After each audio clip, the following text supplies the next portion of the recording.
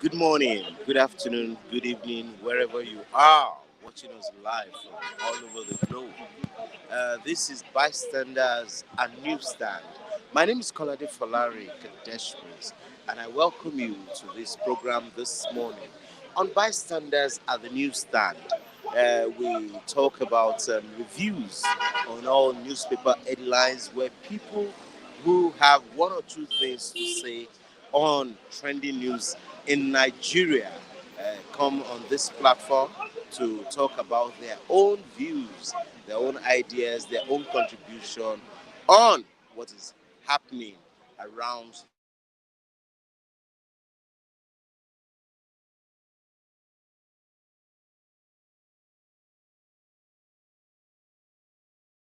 the world. Yeah, today Christian brothers on the Lent, because very soon the Christian Lent is going to be done with, and we are going to be experiencing a wonderful Easter celebration in sooner or no time. Yeah, we have a lot of newspapers for you this morning. Before the newspapers, I want to say that those of us who are watching us, those of us who are viewers from all over the globe, we thank you so much for all your contributions. We thank you so much for all your support. We want to say that you can also follow our sister channel on Flip TV Plus. Flip TV Plus. You can follow us on Facebook. You can follow us on Instagram. You can follow us on YouTube. Now, this morning, I have a lot of newspapers here. Um, we have the Punch newspapers here. We have the Guardian. We have Daily Trust. We have First News. And we have the Matrix. We have the Point. We have Salient Times. We have Nigerian News Direct. We have Platform Times. We have New Telegraph. We have This Nigeria. We have Blueprint. And without wasting much time, let's go to the news making rounds in the Punch newspapers this morning. Yes, the major headlines in the Punch newspapers this morning is Army Delta community defer on reprisal as troops arrest 20. Army Delta community defer on reprisal as troops arrest 20. That's on the soldier killings in Akwama and Okolobia in Delta State, South Nigeria. And then the sub-headline there says, Army accuses community of complicity. Defense headquarters releases photos, names of fallen soldiers. Yes, in the record, it was said that 16 soldiers were falling when they went to Akwama community in Delta State. Yeah, Delta government visit. Delta governor visits Okwama, meets with JTF commander. Rep urges restraint. IYC condemns attack. You can get these on the Punch newspapers this morning. Like the Punch newspaper said, the names and the list of those those soldiers that have been killed have been released to the public. And also, withheld salaries, SANU and NASU strike grounds varsity. SANU, NASU strike grounds varsity. EFCC recovers 324 houses, documents for Kanu pensioners. 87 abducted in fresh Kaduna raid. Borno bomber dies. And that's in the Punch newspapers this morning. Tension in Ogun State as transport union clash over ticket sales. You can get all that from the Punch newspapers this morning, 19th March 2024. Yes, we still have some headlines there that I would like all of us to know. Dollar supplies rise to 11 billion naira, closes at 1,572 naira per dollar. That's in the Punch newspapers this morning. Cable court. Telcos pledge 100% voice data services today. Rep summons Edun RMAFC over George's poor pay. You can get all that from the Punch newspapers this morning. I quickly move to the Guardian newspapers. Inflation and rising construction costs. Low middle class defer home ownership plans for food. Yes, that's in the Guardian newspapers this morning. Tinubu meets Edo APC chiefs over state crisis. There's been a lot of rancor on the candidate and the deputy candidate of the All Progressives Congress in Edo State in the forthcoming election. And so that news headline says Tinubu meets Edo APC chiefs over state crisis. You can get that in the Guardian newspapers this morning. And also in the Guardian newspapers this morning, Sanwo-Olu, ex-governor, others call for new constitution. Yes, Sanwo-Olu, the governor of Lagos State, and other ex-governors call for new constitution for Nigeria. They have their reasons for calling for this new constitution, especially the constitution that was done during the rule of former President Goodluck Ebele Jonathan. They say Sanwo-Olu, ex-governors, others call for new constitution. Terrorism. Ohaneze cautions Tinubu as gunmen abduct dozens in fresh attack in Kaduna. Yes, there's been a fresh attack in Kaduna where about 89 people were abducted, were kidnapped in Kaduna State, in the northern part of Nigeria. Also, in the Guardian newspapers this morning, court convicts 5 for murder and kidnapping in Rivers State. Looting depicts misrule, misery, and decadence in the society. That's an editorial in the Guardian newspaper this morning. Implementation hurdles for copious provisions in new Electricity Act. You can get that on news analysis on the page 4 of the Guardian newspapers this morning. Also in the Guardian newspapers this morning, metering gaps re, metering gaps remain despite the 273.3 billion loan to disclose for meters and others. Yes, that's for the Guardian newspapers this morning. And let's quickly go to the Daily Trust. 86 abducted in fresh attack in Kaduna. 73 cattle rustled in Plateau.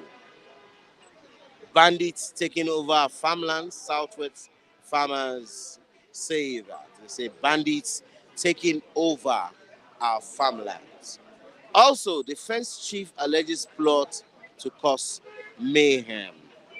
No reprisal attack over troops killings. That's what the military says this morning in the Daily Trust. No reprisal attack over troops killing, according to the military. NAPTIP arraigns Alliance Hospital staff over organ trafficking. Yes, NAPTIP arraigns Alliance Hospital over staff organ trafficking.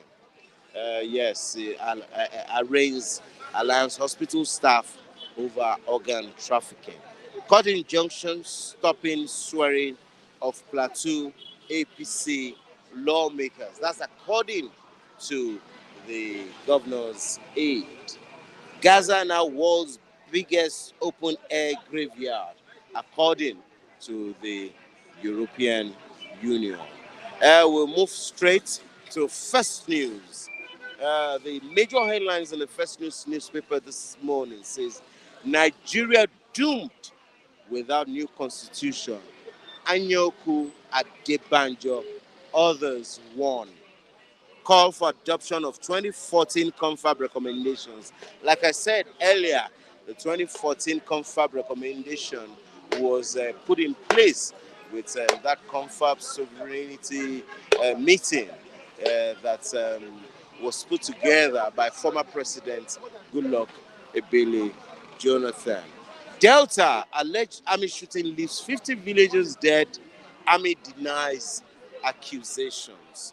Yes, you can get that in the First News newspaper this morning.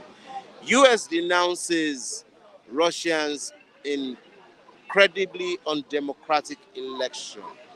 Yes, that's in the First News newspaper this morning. Yes, SANU NASU strike disrupt activities across Nigerian universities. That's in the First News newspaper this morning. Delta ambush. Defense headquarters releases names, photos of soldiers that has been killed.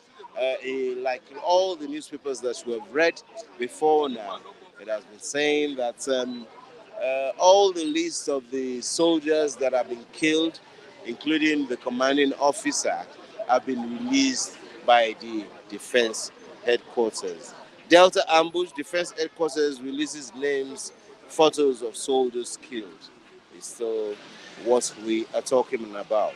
Governor Sule to Peter Obi, support Tinubu to succeed. That's what Governor Sule says to Peter Obi. Quickly, I go to the Matrix newspaper. The Matrix newspaper today, 19th March 2024. It says the major headlines says worsening insecurity. Peter Obi laments. Peter Obi says Nigeria now ranked among riskiest countries to live as over 7,000 kidnapped in 1 year. Over 7,000 people, according to Peter Obi, has been kidnapped in the last 1 year.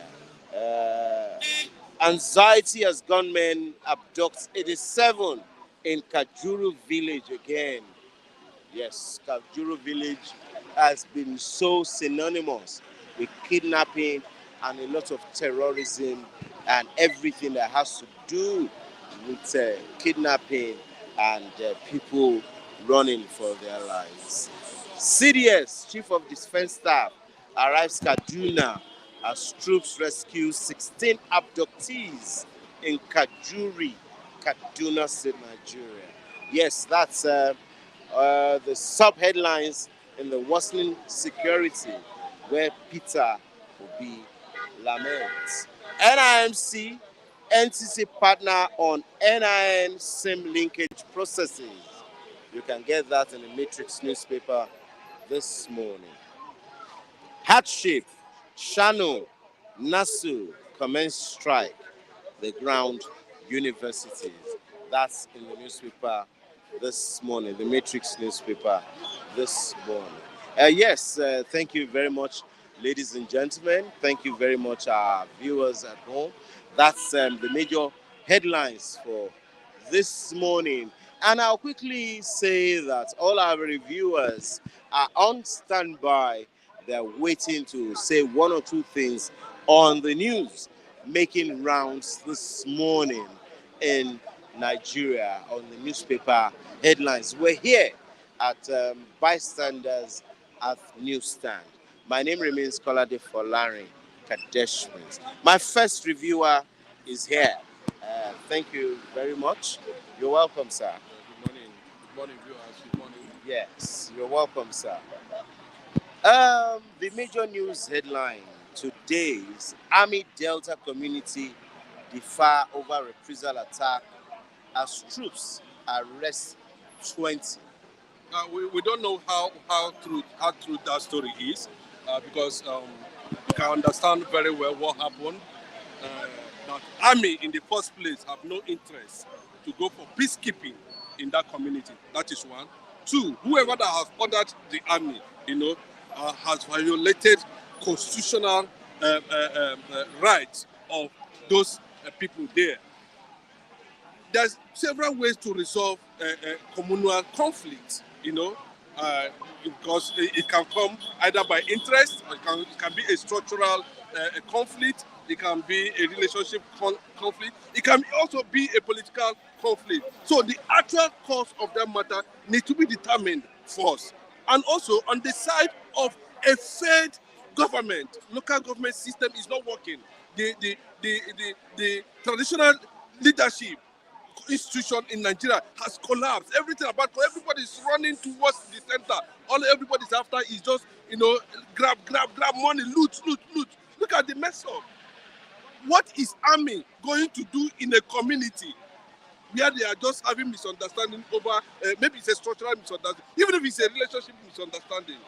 And army goes there on a peacekeeping force. What is the meaning of peacekeeping force in a situation like that? A situation, this is something that the local government or even the political actors in those communities, even traditional leaders themselves, should have resolved that matter before it escalated.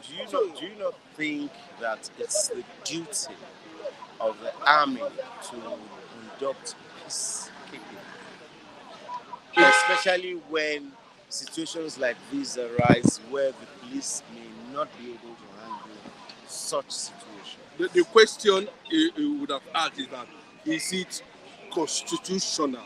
Is it right We send for our army? armies No, sometimes out of Nigeria on peacekeeping mission. So is it not right for us to make sure that the army can do peacekeeping mission within our country? I don't think it is right. This is a democratic atmosphere. Army has no business in doing that. What army has business, the fundamental obligation of the military is to protect the territorial boundaries of this country. To make sure there's no external invasion or whatsoever attack from anywhere. If that happens, that's when the military will come in. But what I'm telling you is that if you look at what transpired between two local governments in Delta State, the Two communities. these are, it might not be, it's not two communities. One is Ugeli local government, and one is in another local government, of course, the Madi local government. They are bordering communities. Those both are Urhobo speaking communities. Yes. So if you look at actually what happened, you understand that certain things happened there that are not very clear. Who ordered the army? Is it the governor himself, or is it from the federal government? Is it chief of army? Who ordered the army for such a peacekeeping force in the first place? So the whole thing is not very clear. And on the process, maybe the boss would have capitalized that this is pure illegality, And I'm not against, I'm against the killing, but anyway. But is it proper?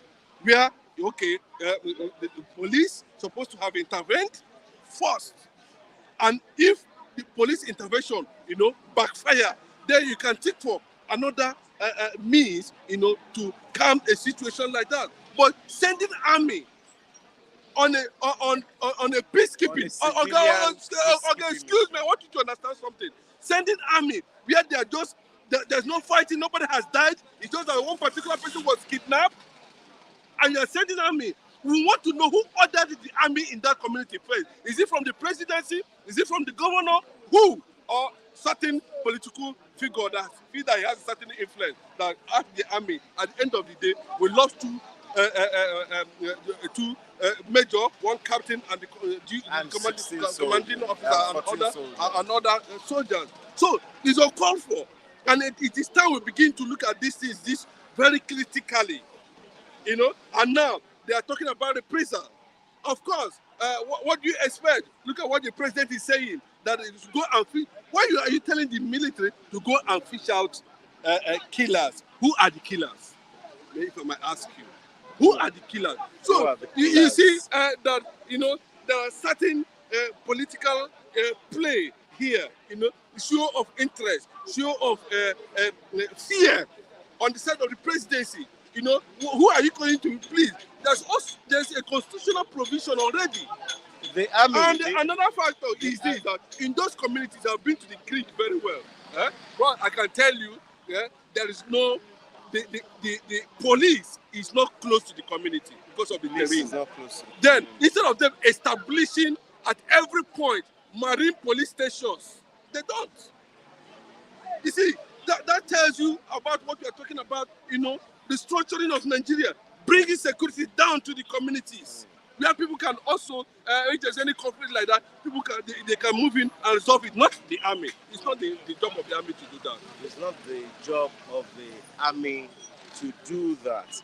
Yes, when we look at it, the Nigerian army has said there's complicity.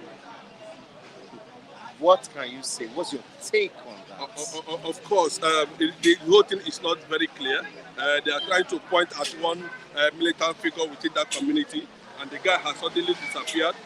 They are trying to track him. Maybe he is the one who is actually, behind what is the killing so far. But that is not the fact. What the fact is that governor has failed. The fact is that our transitional institution has collapsed. there should be a local, a communal mechanism to settle conflicts like this without even bringing the police, without even bringing the army.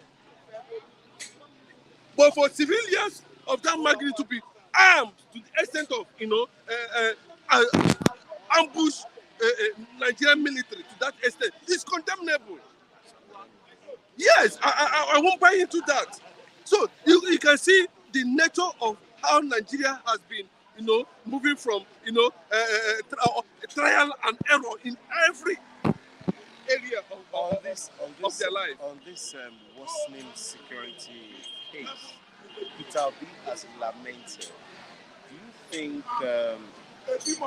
what's your take on this Peter Obi's lament? Do you think he will have done better? Do you think he will have done it different? Because you can see now very clearly, but the people like us doesn't make mistake.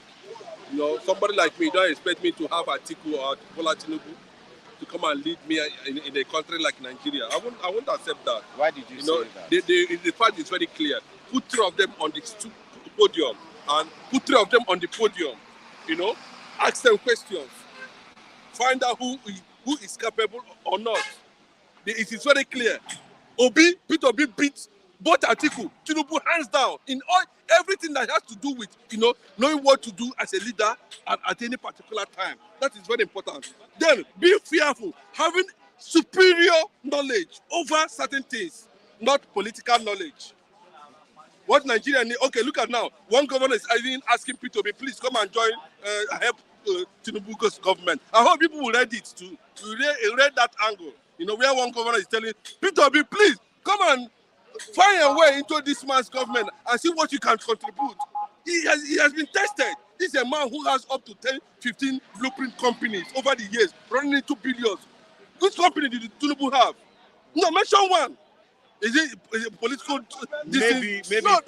But you know what I'm saying? Nigerians too, inside their subconsciousness, they know that the actual person they wanted, not even Atiku, was Obi. How sure are you? Of course, now it's very clear.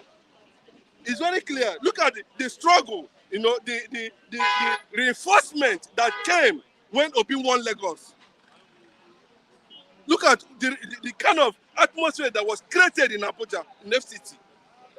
Nigerians are, you know what the takeaway of that 2023 election is that Nigerians are advancing that consciousness into a more better atmosphere. That they are foreseeing that it's possible to have a thoroughbred leader who knows what to do at any point in time, who can defend Nigeria at any point in time. That's the fact. Yes. But do you think during the days of Obasanjo and President Muhammadu Buhari, one would have thought that because of their military background, they were able to achieve some things in being able to stand their ground on some of these. Okay, we have a call. Let's just hear this call.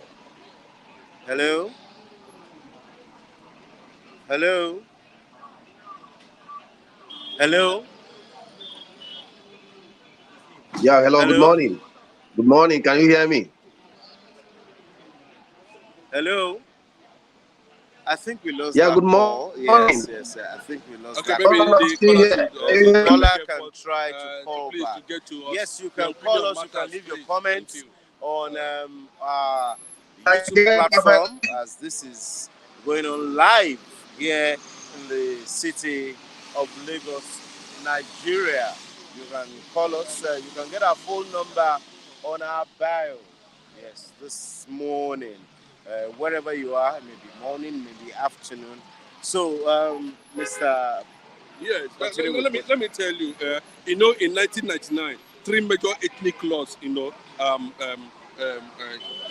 rose from different three tribes that made up of Lagos. We have the OPC, we have the Masopi, we have the under Obasanjo, and Obasanjo's coming in, knew that he inherited a lot of things from the past administration led by IBB, Abacha, and all the rest. The man did not complain. He used his influence, one, as a military man, he used his international connection. He brought a technocrat like Atiku, Atiku was able to talk to so many Nigerians who are powerful, who are doing numerous professional jobs abroad. They came into Nigeria. Bro, if I tell you what Obasanjo did, you will not believe it. That is a man who eats tabran. Though they are saying that he still has some percentage of evil blood in him. Maybe that was why he was able to do that. But that notwithstanding. But look at Obasanjo's administration, bros. He didn't complain about Abacha, Bibi, Abu Salami, all the money they looted. He was focused. He brought people. He laid a solid foundation. Most of these things you are seeing now, agencies you are seeing, was created by Obasanjo. Obasanjo meant well for Nigeria. And on that point, instead of, he came to a point, Hello, good morning. Yeah, go on. Hello, good morning. Morning. Hello, good morning. Can you hear me perfectly? Morning. I can hear you. Can you hear me? Can I go with my contribution? There's a Chima. Good morning. Good morning. Yeah, good morning. Welcome on board of Free Bar. We want to know your contribution. Yes. Yes. I think you will do us well by. Yes, we can hear you now, sir. Live, a bystander at the newsstand, sir. Okay, thank you very much. You're welcome on board. Don't know your name, but I think you have to do it a formal introduction to us in the platform so that we can know you by name and address you by your name. That is very, very important. Well, going on, the contribution I want to do this morning is like your reviewer that is staying there with you submitted. We all are Nigerians, okay. And we grow up in Nigeria before we find our way out of Nigeria, and we know perfectly how things work out in Nigeria. Nigeria is a place where the military men in uniform, yes, sir, they see themselves as gods, semi-gods. They see ordinary person. This should do Michael. Yes, I know you. I know your name. Certainly. They are the people that sees people as nothing. In fact, once they put under their khaki, they can do undo. They can take laws into their hands, and they will call you a bloody civilian that it was nothing to them. We've seen in the past where many military men they killed innocent Nigerians for nothing. Until date, no justice has been given to those people. Now, my question is this: what are the military men doing in Delta State? What was their mission? This is what every Nigerian should be eager to know. What are they doing there? Who invited them? Because to this moment, I have been trying to hear or see a news where the governor of Delta State admitted that he was the one that invited them to come and take peace in that area. But up to this moment, the governor of Delta State have not said so. Now, my question is this: who gave them all that to come and maintain the so-called peace? This is a country where we see if you are rich and you are well to do with money, you can easily influence the authorities in power, the commanders in the army or whatever. Just give them something they do, and they will order their boys to go out there and do whatever they want to do, and because they know that they are above the law. Now, do you think, in all sincerity, honestly, I condemn the killings of the military men? I condemn it totally. It's not acceptable because they are they are the people that are defending Nigerians on daily basis, and they need our applause and not the killing. But on the other way side, on the other way around, what is their mission? Who invited them? Do you think that the locals in that area, they just woke up and started killing the military? Come on, we are Nigerians. There is no actions without the reactions, and there's no reactions without actions. These people are not mad that they will just wake up and start killing army officers that are neutral. There must be something that has provoked this thing. Maybe they have tampered. They have tampered on their. They have stepped on their nerves to the extent that they don't have any option than to do what they have done. Now, in a democratic country, the basis and the house of the military is in the barracks. We all live in a Western world, in a democratic nation. And it's hard. Before you see a military man in the street over here in Europe, you can never see a military man parading in the street. All you see are policemen. They are the people that has the right to do the work of security, unless in a situation where the issue has overpowered the police, then they can invite the army to come and help them. But you see in Nigeria, where the military men, where the army is doing the work of the police. Even sometimes when the police come, they will beat the police and join the police and kill the police. The army people, on many occasions, they have killed the policemen. They have beaten the policemen to stupor. They have even invaded the police station and deal with them. When you talk, they'll say it's a bloody civilian. Now, what is happening here? Now, Tinubu, as the president of Nigeria, gave all that in a democratic nation. You gave all that to the army to go and do a reprisal attack on citizens. Do you think that those people that perpetrated this act, those people that killed the army, do you think that they are still in that area? They must have gone. They must have run away. Now you go and kill innocent people, burn their houses, old men and women with children. You kill them and say this is democracy. One, two wrongs can never make a right. The only thing that will solve this issue is this: they should constitute an independent investigation into this act to know what provoked this act, and whoever that is involved, even the army officer, if they went there uninvited, they should be punished. And those people that kill the army, they should be brought to book. They should fish them out, because the king of that, there's a king in that village. There are elders in that village. They should freeze those people and hand them over to the police. Simple. They should not continue killing innocent citizens because they have done nothing to them, burning their houses. That is unacceptable. Thank you. We are a democratic nation. We are not in a military rule. Thank you and God bless you.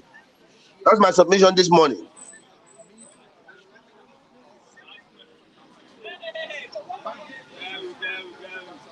Yeah. Thank you. Thank you very much. Thank you very much, Mr. Udeze Chima. Yeah. What can you say on what he has said? What's your take? Yes, the fact still remains. It's just like what we are trying to talk about here. Who ordered the military in the first place? Who ordered that peacekeeping mission? At what point? What the report down there was just a matter of land issue, or even if it's a structural conflict or whatever. There was nobody that is reported to have died. There was no close contact between the warring parties. They were not shooting each other. Then why the military? No, it points to a direction that a certain political influence is need to be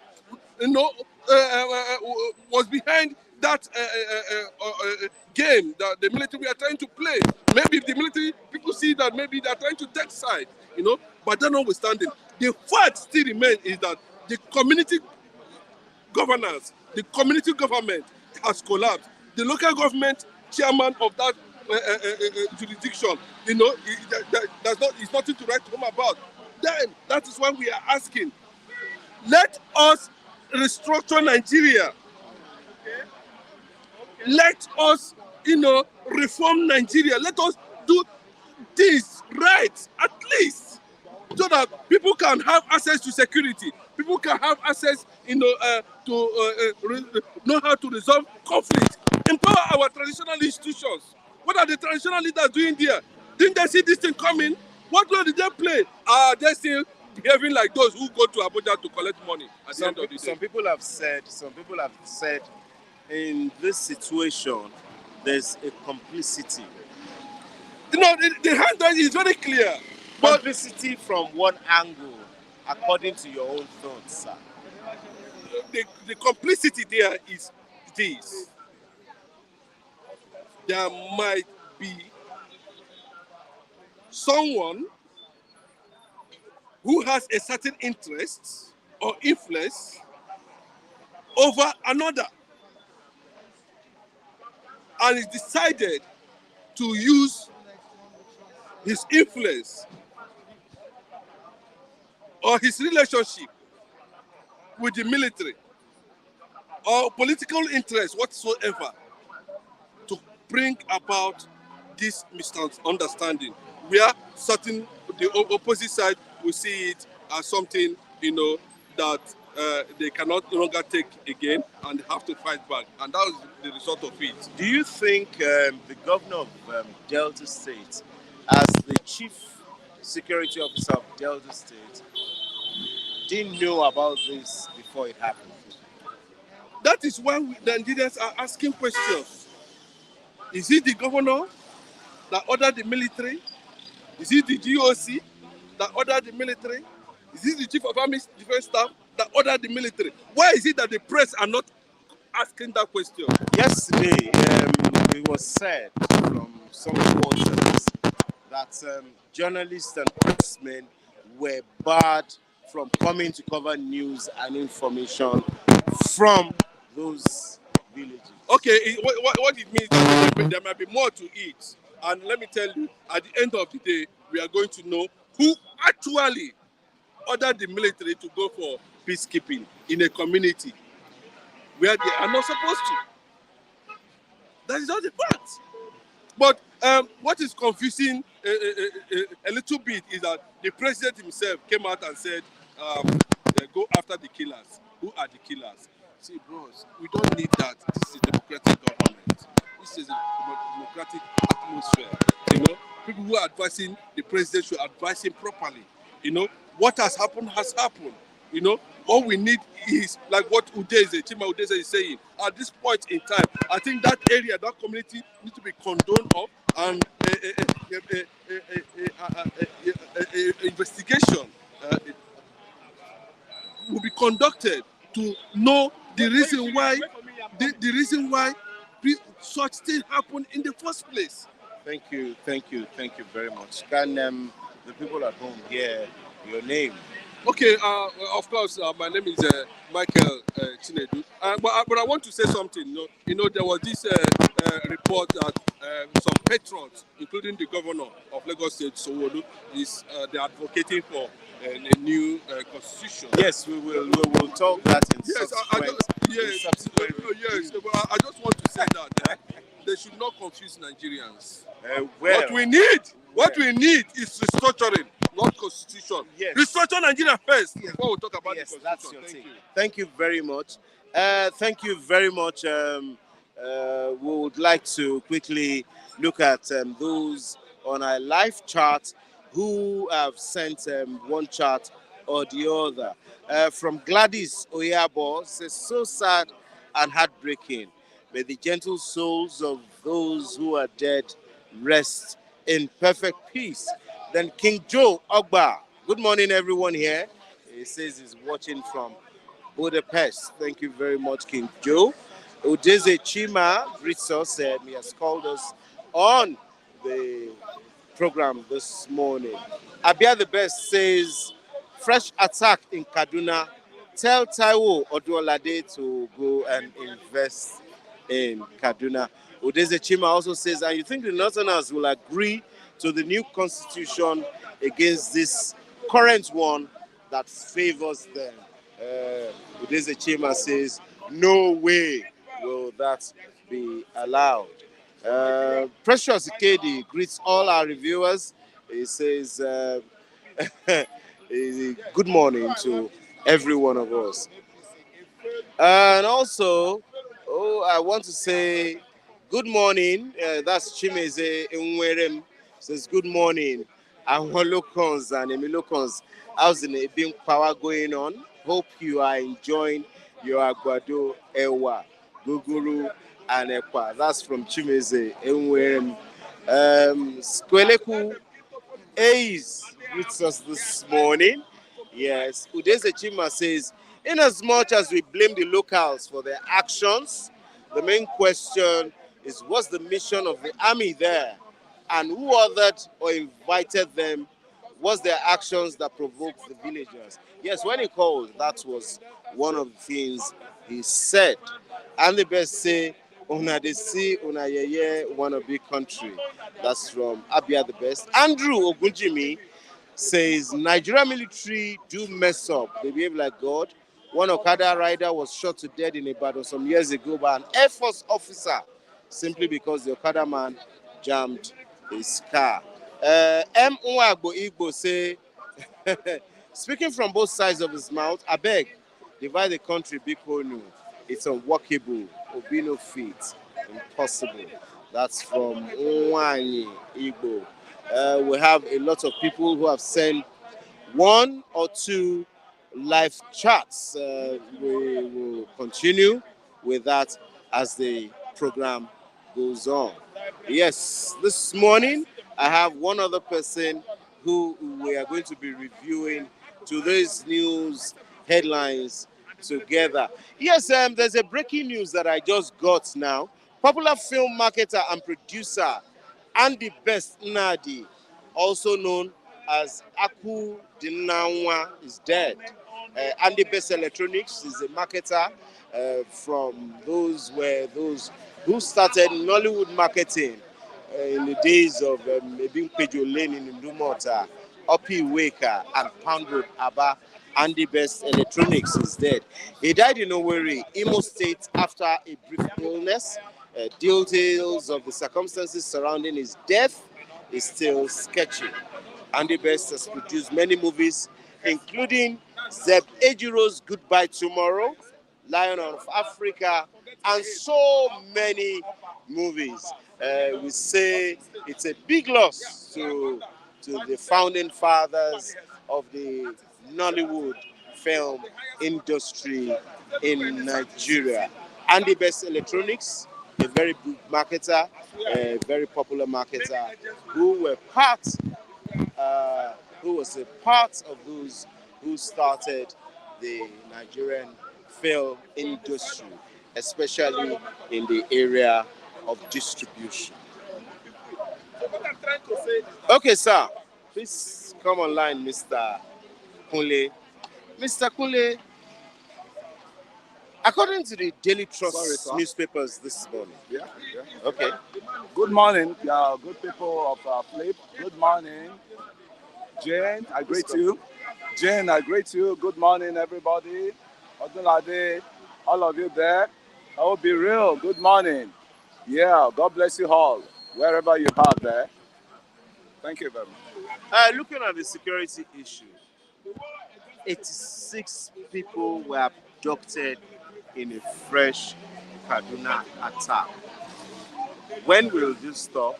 What do you think is causing this, and what's your take on it? What is causing this? There's bitterness in the lands, and there's no unity in the lands. And the way it is now, decentralization is what we're calling for now. We need to call for. Because the demonic people in Nigeria, they are striving over above the decent people, right? What I can say, and it's cut across. We just don't put the blame game on the Nathanan for now, because I could see the more demons around from the south here, likewise. So until we come together, and what the jokers, these people don't know, in which we use that to vote for Ashiwaju, our president, Bola Ahmed Tinubu, the Jagaban of Africa. And it's a Jagaban I've known right from 1992, 93, during the trench of this Abacha era. And thank God you guys are here to interview us now. You dare not do that under the military. And some myopic people are still calling for, they were still calling for military encroachment into the democratic space. That's why I'm just tired of the people around, they call themselves citizens of this country. And like I say, let this guy breathe. Let the president breathe. What we are going through, I can tell you totally, is the mindset, is the result of our mindset, the wickedness we have. Is it the guy that said a billionaire should stack billions into their houses? Even in the and southwest, the hungry. Mr. Kunle, Yes. even in the southwest farmers are saying bandits are taking over their farmlands. Bandits are taking over their farmland. I know, you see, there's nothing that wants to come up that I don't really know, and I have not even been challenging people on the ground. And we have governors. What are your governors doing in the southwest here? What are they doing? What are your governors doing? How proactive are they? And I'm telling them, the bandits they are chased away from Sambisa Forest, we easily find a safe haven in Lagos, find a safe haven in Shagamu. I just came back from a site in Shagamu there, in what's it called, Ogun State there, Lotos, Axis Stroke, 1 million junction. That's around Shimawa. You could see 80% of the Okada riders there. They are all these people that they never profile. Once they leave their target point and they're being chased away by the soldiers, the next place of abode is Ogun State, especially. They come down to Ogun State.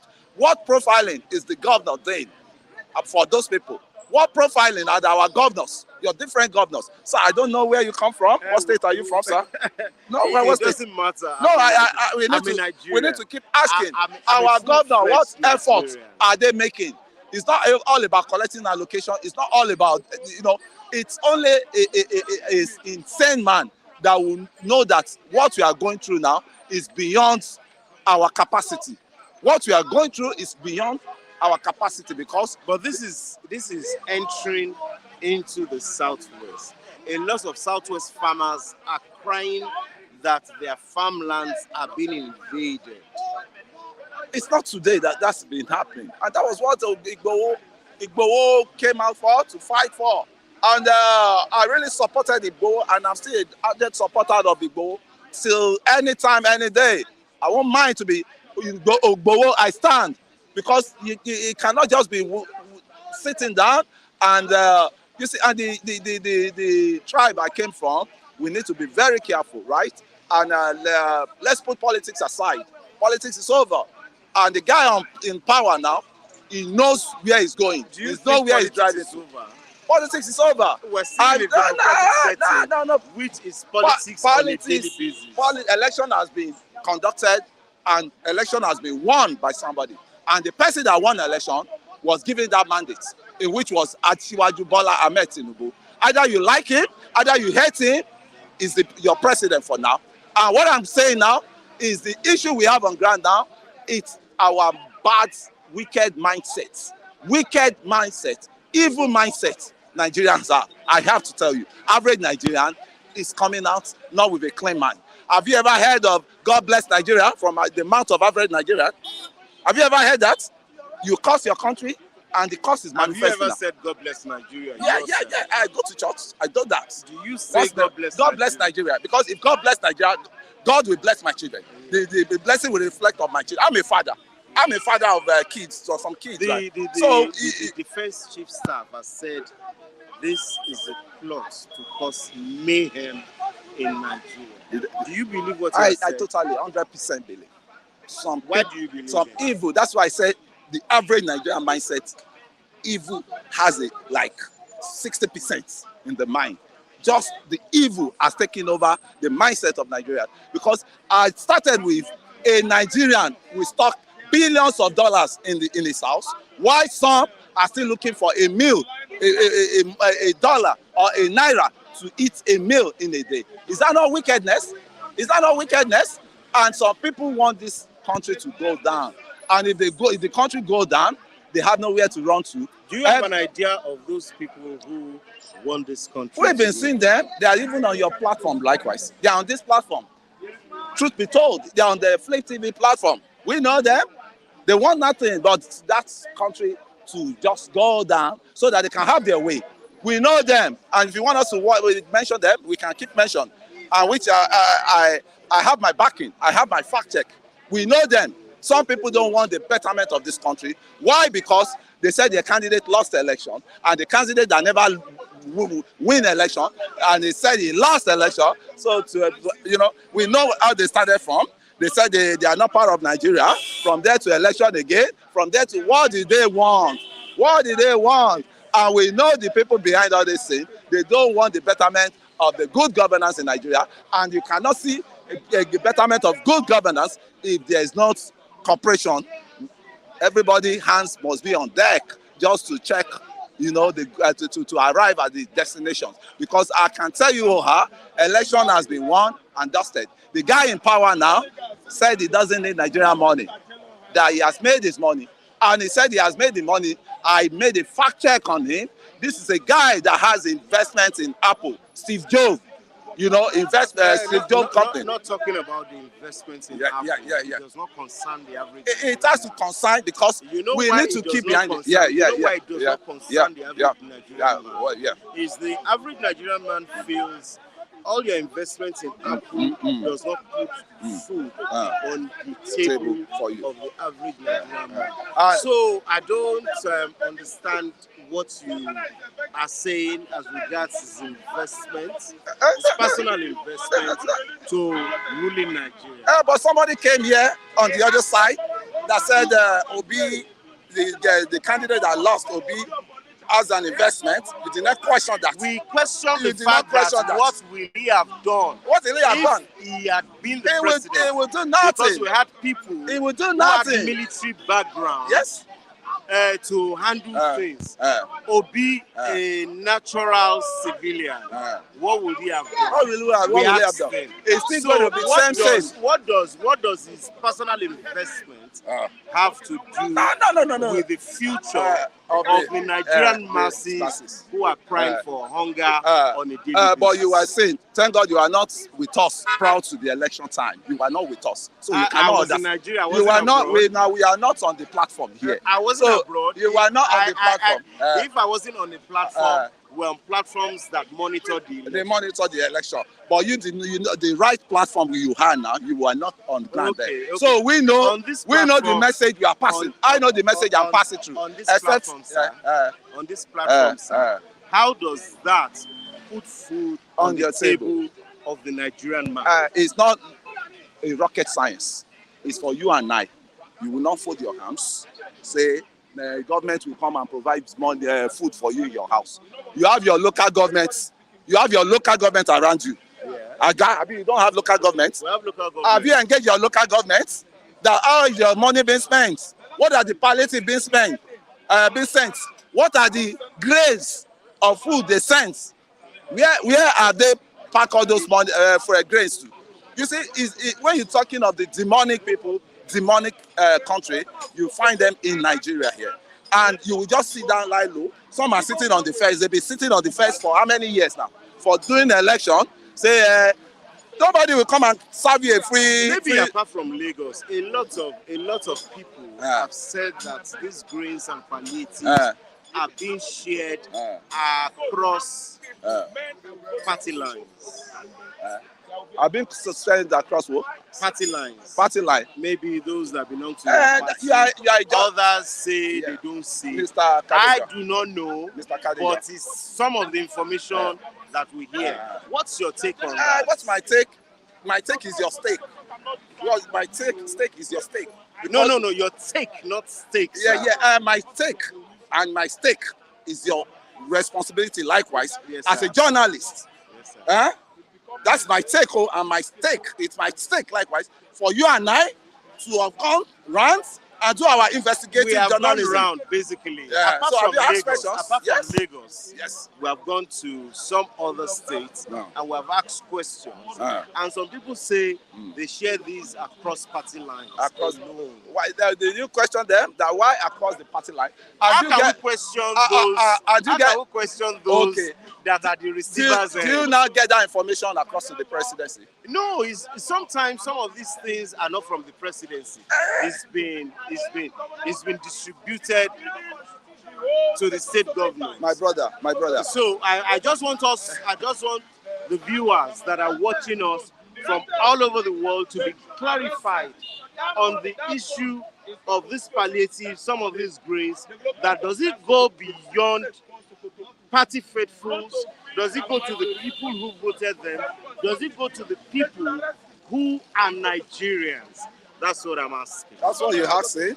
But the answer will now be, don't allow docility in your life. Docility. Yeah, also In what sense? In the one sense, when you hear information that grains are being distributed around, the best thing is to rise up and ask questions. Because the grains they are sending does not belong to any father's farm, does not belong to anybody's farm. It belongs to collective Nigeria. So you have a stake, I have a stake in that. But if you keep silent, your own will silent with you, and that poverty will be silencing you. So the problem with Nigeria is they will stay in their bedroom and be complaining. Have you, as somebody who understands the workings of this government, gone beyond your own jurisdiction to ask whether some of these grains get to people who are not party loyalists from your own angle? I asked questions. I was engaged. When you ask questions, yes. what has the answers been? What the answer was, I was in one of the local governments, Onigbongo local government, yesterday. Okay. So they were just bringing up the issue of if you don't have Lastra, that's Lagos State residential, what's it called? You cannot get the items, right? But Lagos State used that one to know the number of people that reside in Lagos, and which is a very good database that we need to have, and that's what we've been clamoring for in Lagos. But some people will be in their bedroom.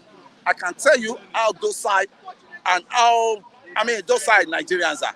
They will stay in their bedroom and they want manna to come from heaven and plant. My brother, not be today.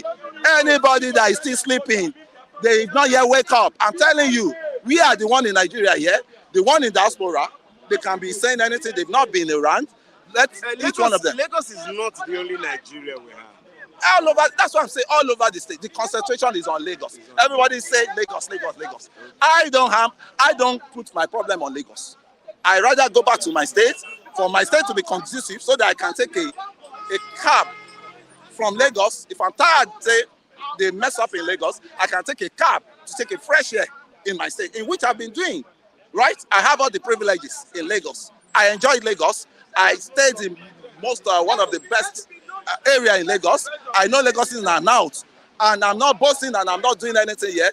But I will tell you, Lagos has tried its bait. They have played their, how many people do they want to take care of? If you know the crowd that is coming to Lagos every day, if you know that one, as I'm talking to you now, there's a lorry, there's a luxurious bus dropping people in Lagos. There's no data, there's no head counting in Lagos. How do you want to know people you want to cater for? There's pressure on Lagos. There's pressure on Lagos. That's why Lagos is not only the city. Let them spread out. Some will come to Lagos, abusing the government, abusing this. But when they go back to their states, they will know it's even worse off. But they say charity begins at home. That's until we get our senses right. It's not that you went to school that makes you to have sense. That's just it. Thank you very much. Yeah, it's a pleasure. It's nice having you today. Yes. Good morning, sir. Good morning, sir. Good morning, sir. You're welcome. Yes, according to former presidential candidate of the Labour Party, Peter Obi, is lamenting that the security situation is alarming. What's your take on that? Thank you very much. Please move closer to the microphone. God will bless you. God will keep you. You see, Nigeria, they want to come and be a president in Nigeria. All these people where you are talking. Obi is not in Lagos. If you do Lagos during the time of election, you will surprise. Where as Igbo come out to come and vote. If not say we are APC that time, Tinubu for run for Lagos. Tinubu for run. And but Lagos is not Nigeria. Lagos is not the only Nigeria. Yes. Now, I will talk about it. I will talk about it. Okay. I will talk about it. Lagos State is very big. It's not in the. It's a part of Nigeria. 30 states we get in Nigeria. One person too small for Nigeria. If you look it, you are buying something. You are spending Nigeria money. You go see landlord when they take type the money. The money don't here. Nigeria are too big for one person. Nigeria are too big for one person to rule. To control Nigeria for one person is too. One person is too small. One person is too small. Let your be talk. Let your be talk what they like. You say one person is too small. One president is for Nigeria. Are you advocating for two presidents? We are looking for many of them. They will reach for all 5. They will reach for 4 5. Because people will go. Yoruba will go. Hausa will go. Nigeria will share. If you are looking money will don't go north. Money will don't go north. Money will don't go Kaduna, go Maiduguri. They go still big as Lagos. If you don't tear, they will not sellotape the money. What is happening? One person is too small. One person is too small to rule Nigeria. One person is small. Let you don't talk about that time. We want to about subsidy. You know, no say now the same petrol will go to Kaduna, go to Maiduguri. Not the same way that they go there. You can't come about subsidy immediately. You say we are very shop. Now it will start. What time we will settle all this problem? What time Tinubu will settle? When they come and say we are very stop. Now it will start. It's a wrong idea. Thank you. It's a wrong idea. Let me enjoy Nigeria. One person is too small for Nigeria to rule. Thank you. Thank you very much. Can people at home know your name again? Amos Babatunde is my name. Amos Babatunde. Mr. Amos Babatunde, thanks for having you on our review. You're welcome, sir. Hope to see you next time. Yes. Thank you.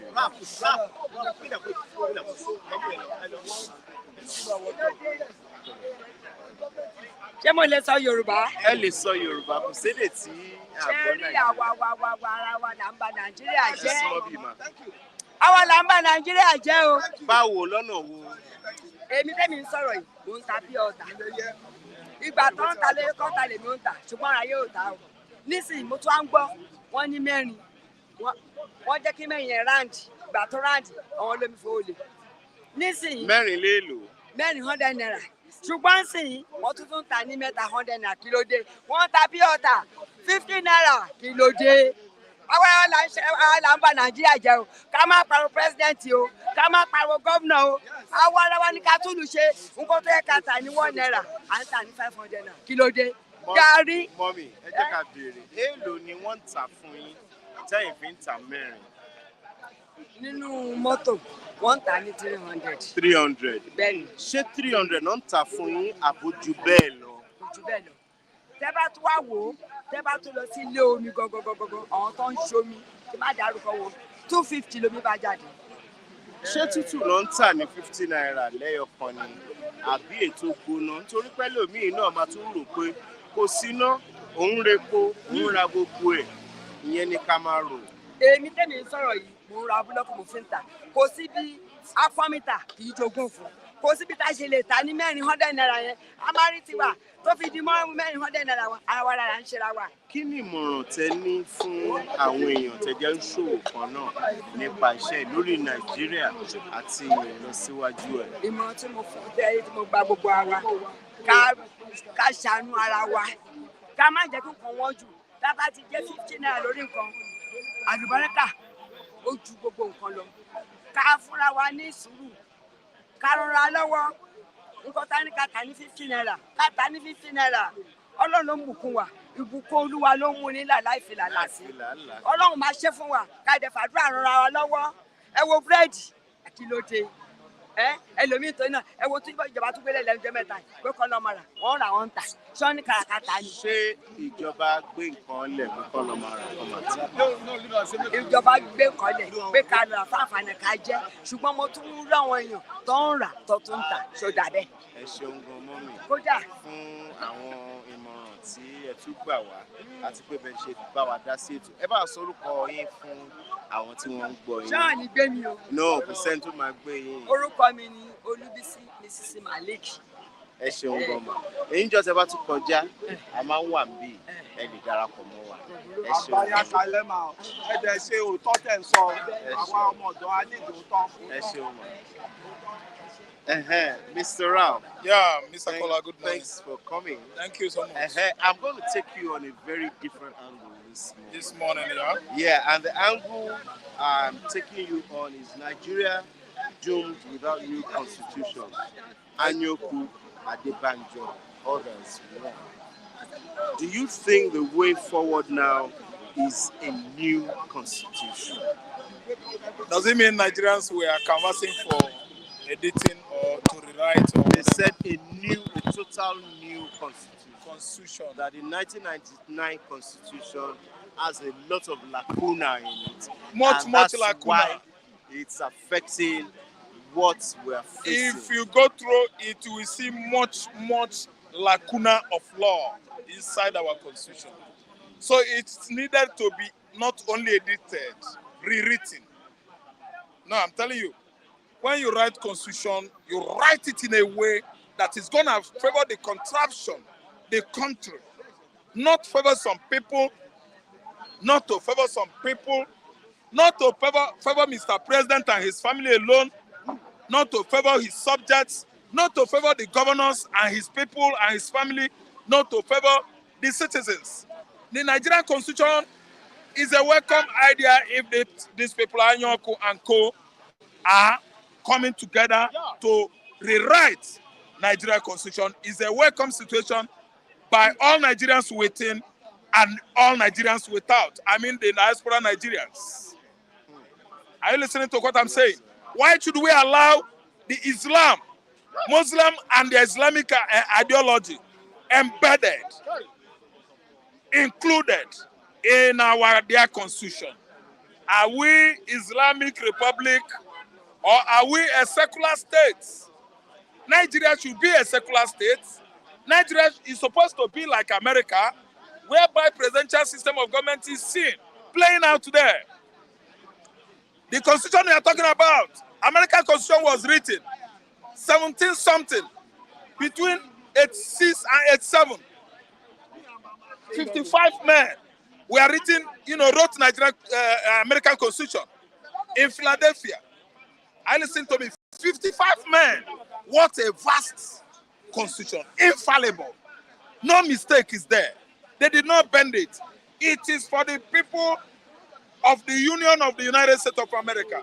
They are great people. They come there, they settle there. If you go today, you should be among them. Yes, once you got your green card, you will find out that we, the people of the United States, so, and so thing, you become among them. Nigerian constitution is very, very compromised. They compromise the constitution against some persons, for some persons. And listen to me. Yeah. We want the Nigerian constitution rewritten. We want Nigerian constitution be edicted. There are many things except to be accepted, to be removed. There should be except. E-X-E-R-P, I think T. Yes, they should remove something there. Many things should be pushed out, expurgated out of the written constitution that we are operating in Nigeria here. Many things should be removed. Color. Many things for us to get it right, so that social benefit that goes to ex-president should be removed, reduced. It's too much. An ex-president is equivalent to French serving president in Nigeria. And a Nigerian ex-president is living better than the current serving Russian president, British president. Much over benefit. Are we animals? Yeah. Ex-presidents, are they not human beings?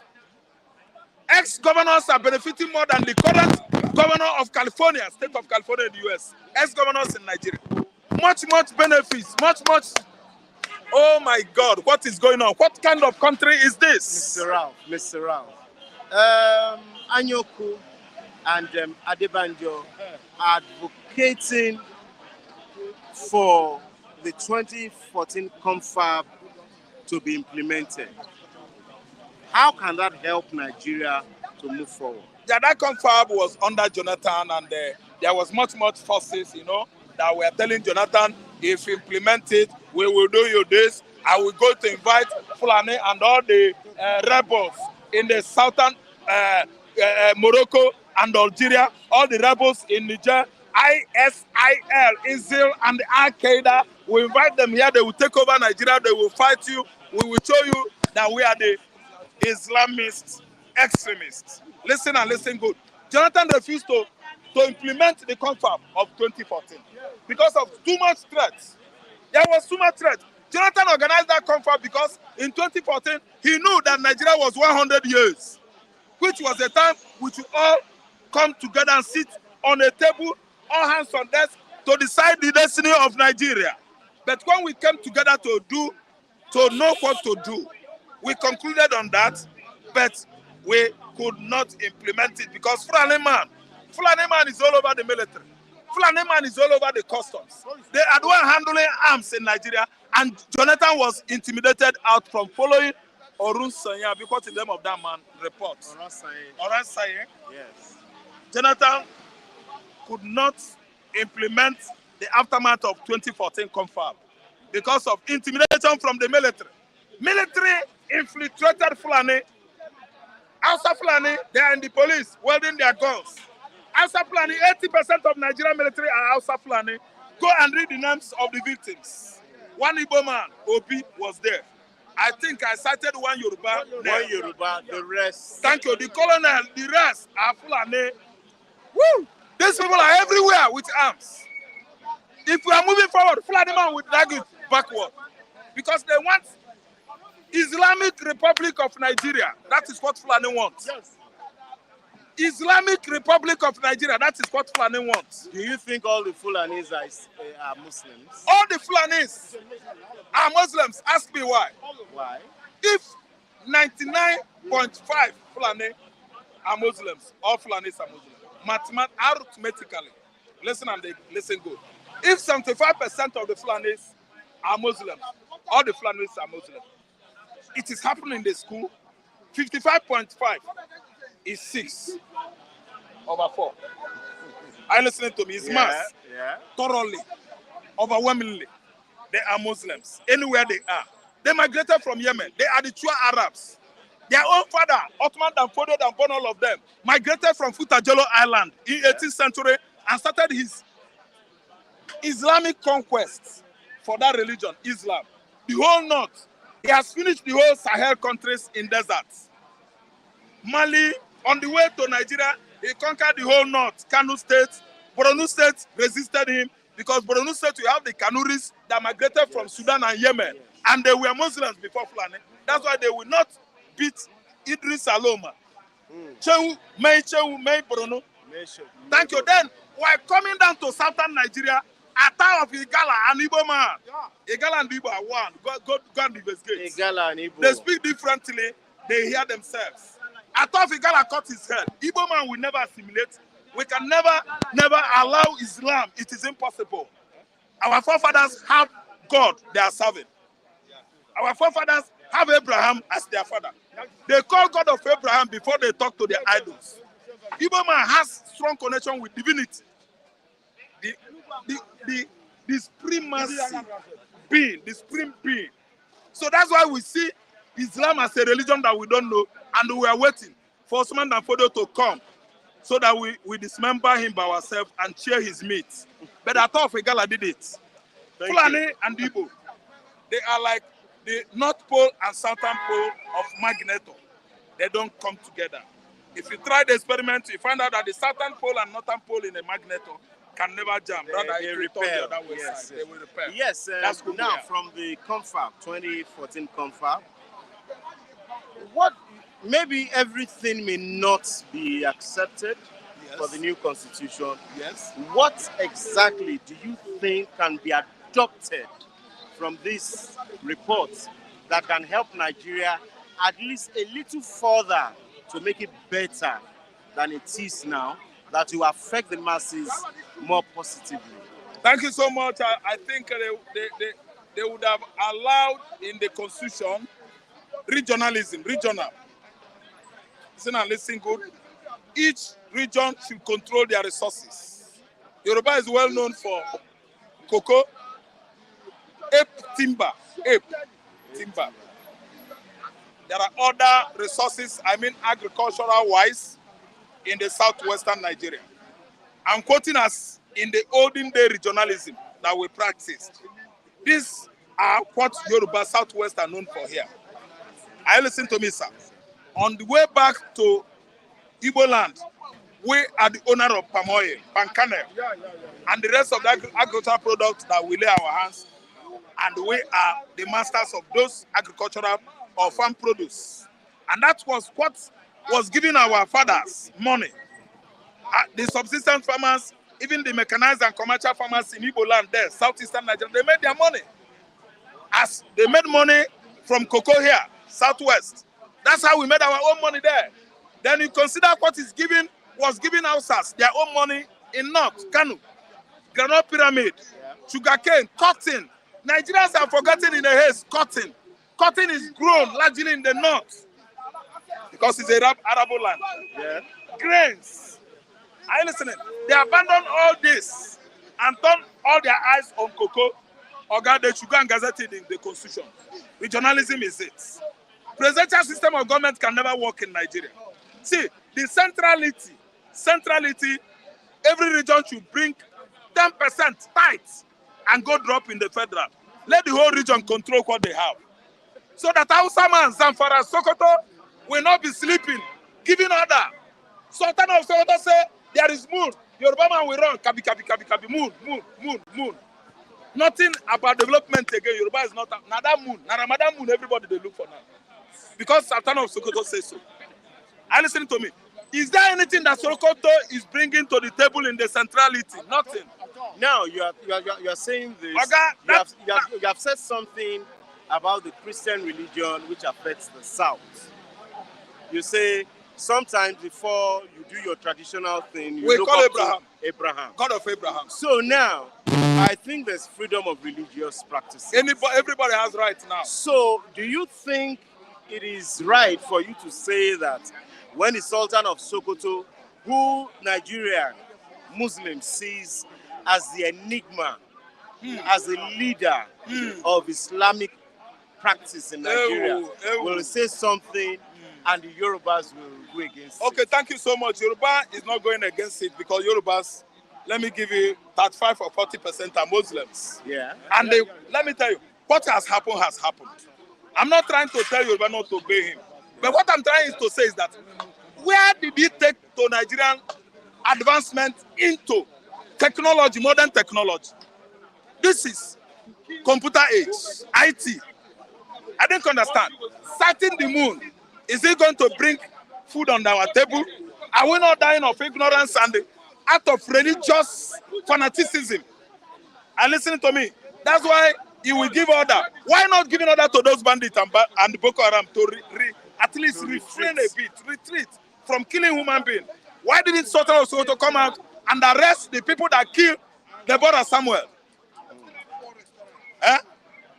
Why is it that anywhere, even in Israel, it is the Muslims that are causing trouble there? Israel were on their own, no sleeping, no jeje.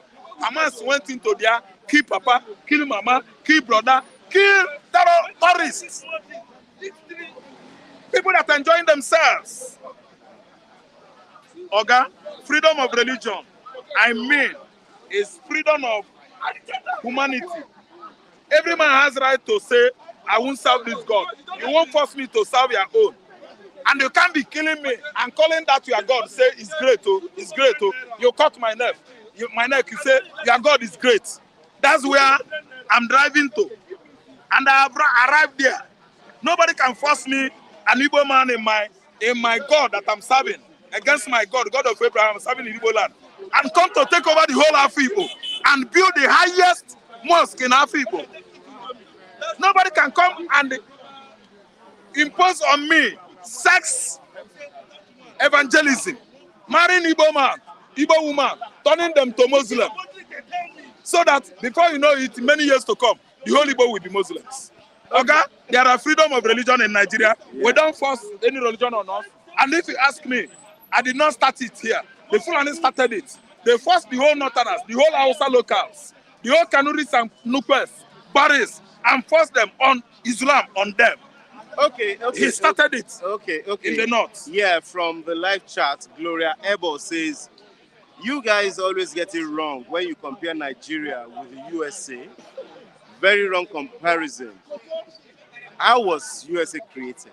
Thank you so much. May I start my answer? Yeah, please. What do you call it, Gloria? Gloria Ebo. Gloria Ebong, I don't know. You are talking about creation of USA, but I will tell you a long story about that before I could arrive at that point. Let me tell you, in 1492, various countries, various ethnicities, various races from the West, I mean Europe, I listen to me, Asia, started venturing into the new world called America, the new world, the new land. Many races, I mean Russia, the Jewish, Anglo-Saxons, all of them, they moved into that place because there is vast mineral resources there. Vast resources. They stay there, they live together, they work harder and harder and harder, and they develop that place to the level that in 1776, it was, before 1776, it was the Britain that was having upper hand there, the English man, the British man.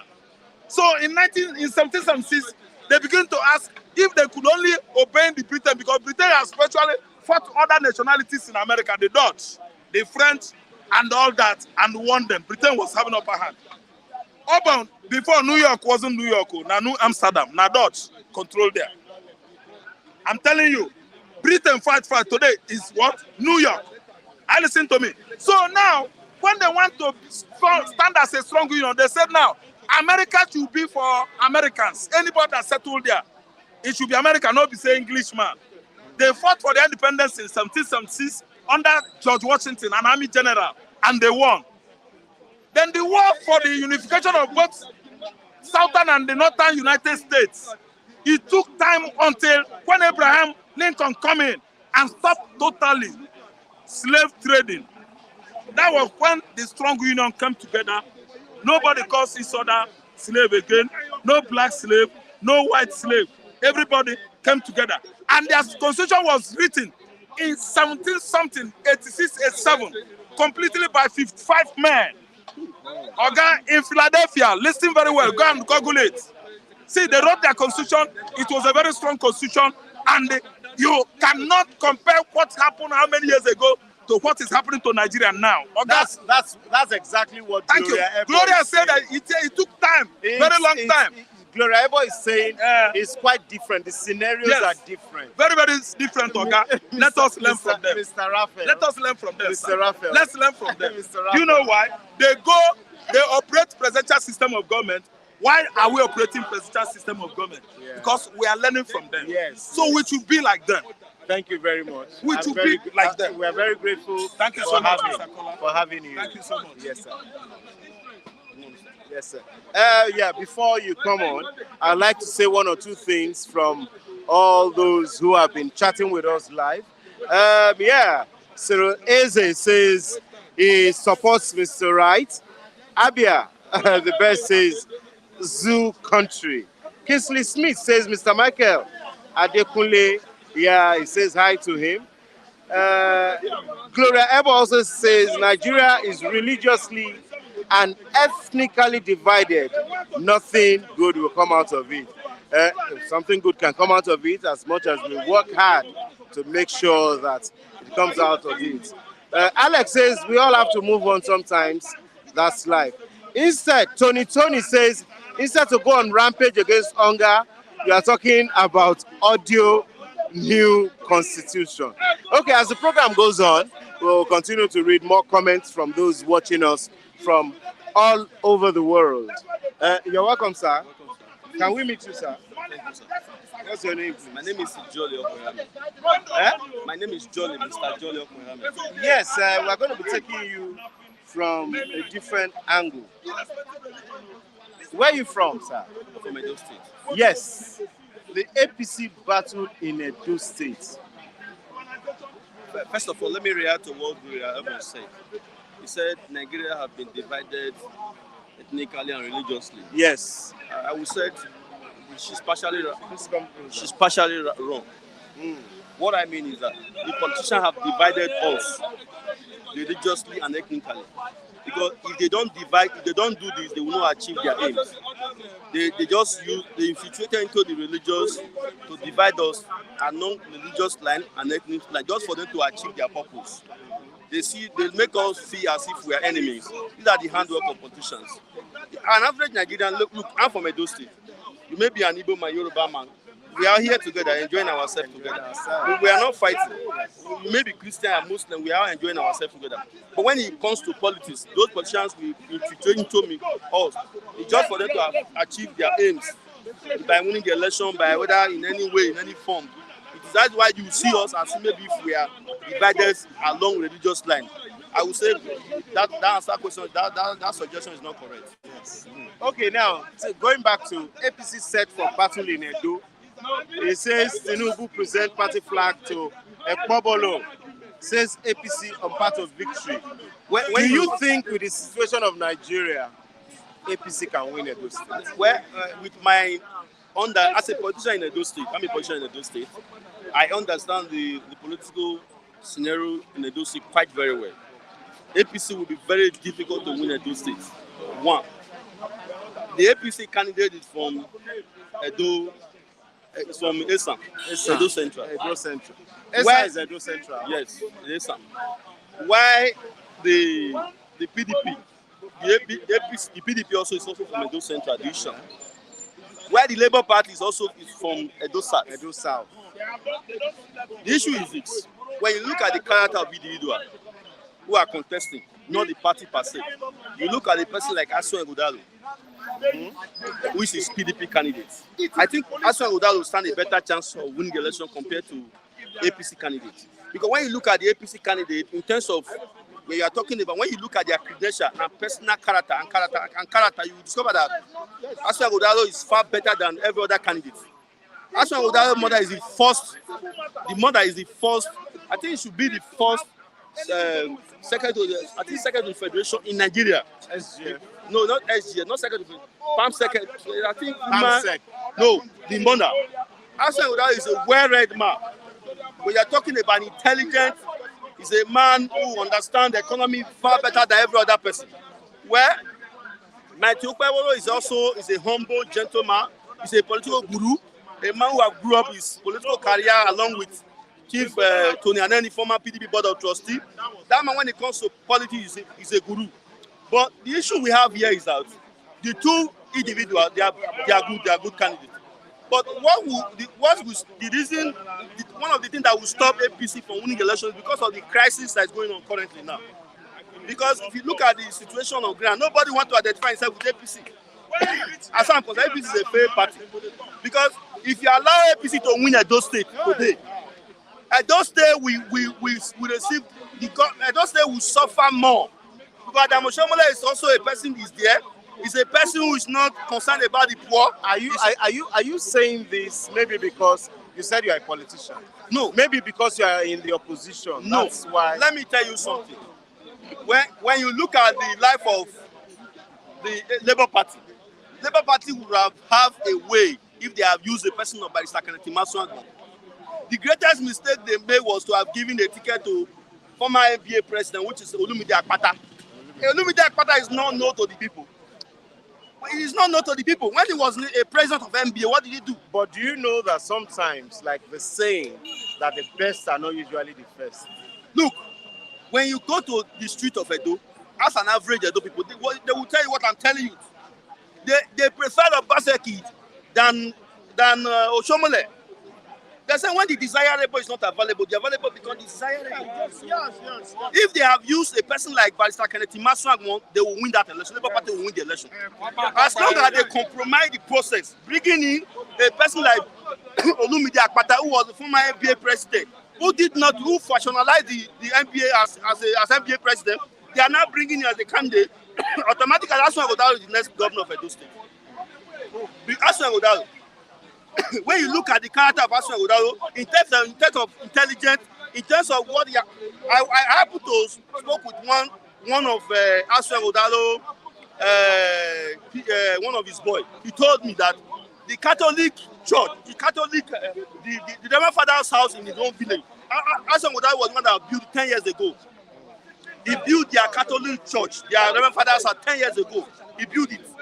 You can look at the character of the person. He said in their own time, he was the one that he helped them to do like helping the poor, all those.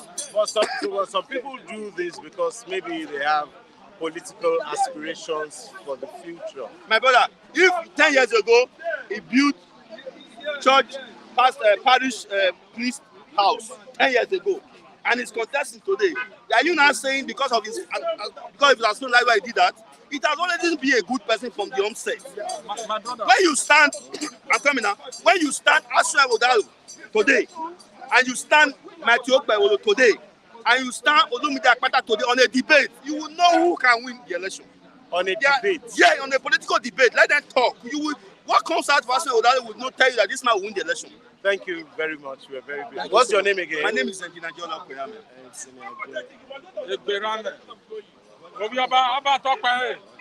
Yeah, good morning, sir. Okay, let's have both of you. Okay, let's have both of you. Yes, can we meet you? Oluwa, Prince Oluwa. Yes, there's 86 abducted people in fresh Kaduna attack. What's your take on it? See, you are welcome. Good morning. You see, what really is going on? Let us be frank with ourselves. What is happening within the government. What is happening within the government of Kaduna. A day before yesterday, let's just call it day before yesterday, 287 abducted, just said Kaduna. They are demanding 1 billion from the federal government. That matter is still negotiable on the table. Now, another 80-something, the same Kaduna. Where is the government there? So there is no security there. There is no police. There is no army. See, Kaduna is the house of Nigeria security parastators. Nigeria Defense Academy, so all in Kaduna. You can't enter Kaduna. A bird can never enter Kaduna and go scot-free. Why is this thing happening? What's your take on that? My own humble take on this is just that the government knows the people that are doing it. The late Sonny Abacha said, if there are insecurity in the country, within the rate of 24 hours, if the government cannot attend to it, that means the government they are inside. They know something about it. Confirm. This is the situation where NSAS happen. Look at how the government fish them out. So why is it taking our government to fish these people out? And it's quite unfortunate that this government is saying they are fighting security, and they are not doing anything about it. See, insecurity of a situation they are using it to make us. They are using it to exploit the government. See, it's just like this is their own way of Niger Delta collecting money. Is it going to continue like this? See, when the government is not sincere, the government on the ground is not sincere, the truth is not out. So they are hiding the truth. So Nigeria is just watching, looking film. Every day you see 0-0. Go and bring something billion. In the name of what? Kidnapping, insecurity. Where is the president? Action speaker that way you. Let them be this and let them be this. We have people to do it. Think can be the way forward? The way forward is that our president has to sit up. In the sense that he should not choose the chief of army staff based on tribal sentiments. If you choose true people based on competence, all these issues we are having will be dealt with. When the president came into power, he has to retire close to about 300 people, which is he looked for someone that will suit him. And that's part of what we are facing today. This tribal sentiment is killing our security architects. And we are tired of it. So we are begging them. We are begging, especially the president. President should sit up and should change his own heart. Thank you very much. Can we meet you again? Oluwa, one of Obaland. Please. My name is Felix Osage. Mr. Felix Osage. Thank you very much. Okay, now we are going to be taking it from a different angle. Now the angle is the Sano and the Nasu strike. During Thank you very much. During the rule of the days of President Muhammadu Buhari, when Sanu and Nasu struck, when they didn't go to work for like 8 months, he declared something that no work, no pay. Now it's Tinubu's time.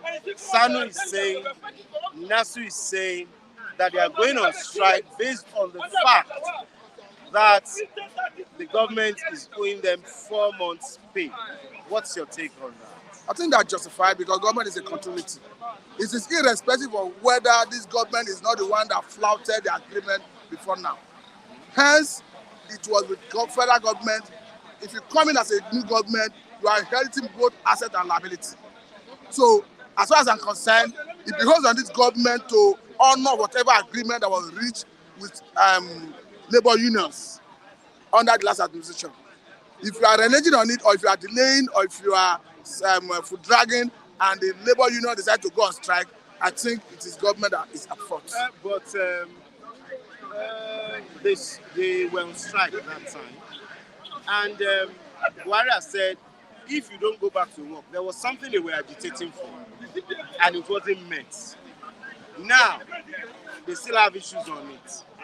If you are saying no work, no pay, all the areas federal government renege on their promises and agreement reached with labor, who is penalizing them?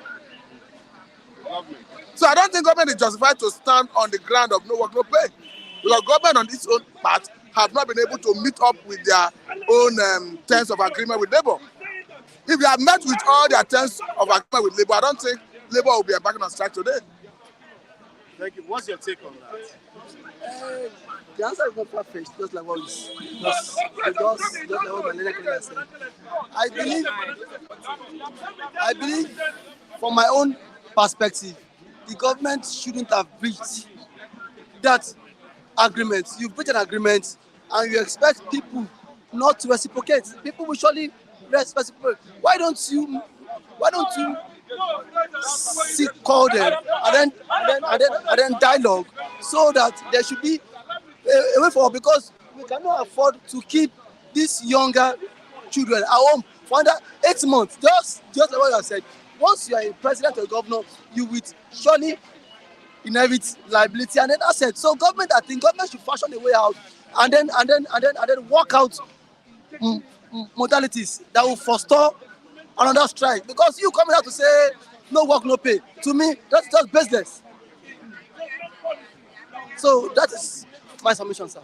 Okay, so what do you think the government can do in this kind of situation that can help resolve? Because a lot of varsities are being closed down at the moment. The truth is, federal government should be responsible enough to honor all agreement reached with organized labor. But let me quickly tell you that, based on the reality of things, if people were being paid a particular amount, based on the current inflation, particularly food inflation, whatever amount anybody was earning before now is no longer sustainable. To that extent, I think it behooves on government to look at how to improve on the living wage of whether labor unions, whatever, anybody that working for government by now, they need an improvement in their take home. Thank you. Yeah, yes, exactly. I believe on these notes, just like the president has set up the wage committee.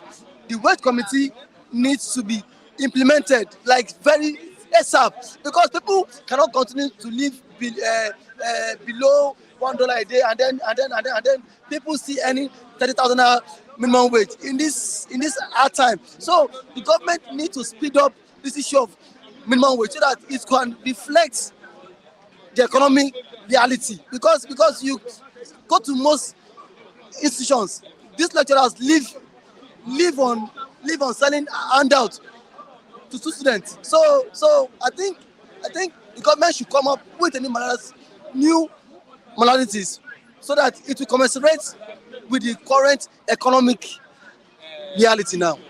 Thank you very much. Can we meet you again? Okay, I'm Mr. Matu, by the grace of the living God. Thank you very much. It's nice having you. Thank you. Yeah. Welcome. Thank you very much. Thank you very much, viewers at home. We know that one way or the other. One of the things we have been talking about, you've been able to grasp one or two things. And we'll say a big thank you to those who have been with us live from all over the world. We'd like to say a very big thank you to Udeze Chima, Slisong, Chidi, Madua Kolam, Ajayi Boy, Moki Great, Robert Uche, Gloria Ebo, Robert Uche, Gloria Ebo, Udeze Chima called earlier, Abia the Best, Kingsley Smith, and also Cyril Eze, Alec. We thank you for all your contributions, including Kingsley Martins. M. Uwanyibo, yes, we thank you. We thank Uku Oji. We thank you all. We thank all those our reviewers who were with us today. We say those of you that want to be part of this bystanders at the newsstand, you have one or two things to say, you have comments, you can still go to the comment section on all our YouTube pages. You can go to Flip TV Plus, our sister page, where you can make your comments. We thank you so much for being with us. We want to say a very big thank you to you. We say big thank you to all our Muslim brothers. We wish them a Ramadan Mubarak as the Ramadan continues. We say big thank you to all our Christian brothers who've been praying for us one way or the other during this Lent period. We want to say meet us next time on Bystanders at Newsstand. My name is Kolade Folare Kadesh Prince. Thanks for staying with us. Hope to see you. Have a lovely day.